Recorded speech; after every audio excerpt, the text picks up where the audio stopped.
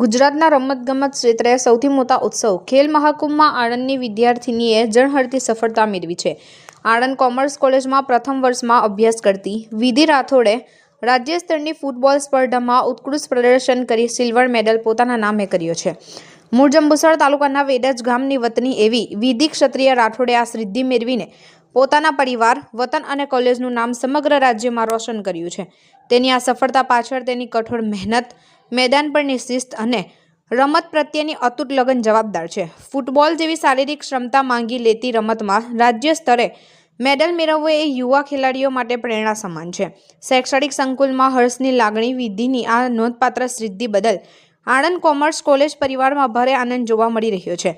કોલેજના આચાર્ય doctor V M. Vanar, academy head doctor Sunil Trivedi, doctor Jaydatt Purohit, doctor Arpita Parmar તેમજ સમગ્ર શૈક્ષણિક અને બિન શૈક્ષણિક સ્ટાફ દ્વારા વિધિ રાઠોડને હાર્દિક અભિનંદન પાઠવવામાં આવ્યા હતા।